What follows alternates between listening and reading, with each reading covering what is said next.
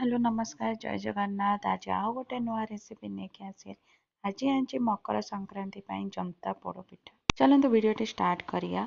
मु किछि अरुआ चाउल रे मेथी पकईकि ओवरनाइट ताको भिजेकी छाड़ी देइथिली।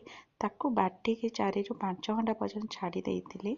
तो सी ए फुली जाइए ताको टिके बढ़िया से गोले नौची बसी जाइए। यही ग्लास रे गोटे ग्लास चाउल नहीं से हाफ ग्लास पानी देकी ताको बाटी देइथिली। आ एठी जंतिबा पई मु 1.5 ग्लास गरम पानी नहीं गली।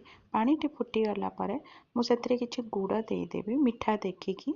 गुड़ रे जंतिले कलर टी पिठार बहुत बढ़िया आसीबो।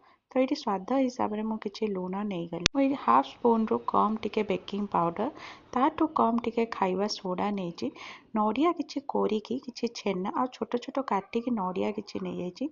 एटी लवंग गोलमरिच अलैचर गुंड नहीं। अदा किछि कोरिकी नहीं जाइछि।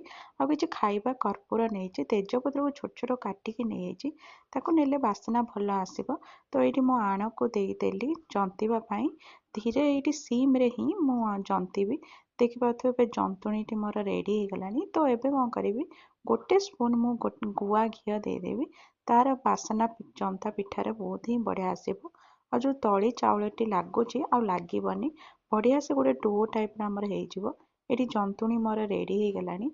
तो गोटे प्रेसर कुकर नहीं जाइए। मो पाखे शाल पत्र थिला तो मो कड़े रे ताको दे देइछि। सेतरे किछि गुआ घी देकी मु घसी नौची। मो जंतुणी को ये देदेवी देकी ताको हाथ रे टिके मांडी देवी। कारण गोटे साइज लेवल रे आसीजिवो सब गुड़ा मो आण। तो दे सारा पर मु ता ऊपर आउ टिके गुआ घी देकी घसी देवी।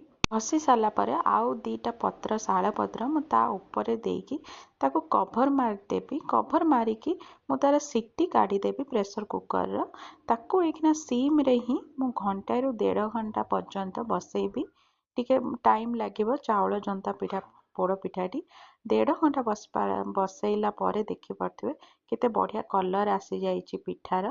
तो ताको एबे ठंडा हवा को पूरा छाड़ी देवी। ठंडा हो सारा पर पिठाटी काटिले भला हबो। तो देखि पारथिबे केते तली मोर अल्प अल्प टिके पोड़ीची। पोड़ पिठार टिके तलीटा पोड़िले तार खाइबार टेस्ट ही बहुत बढ़िया आसे। देखि पारथिबे पिठाटी केते सॉफ्ट हेइची।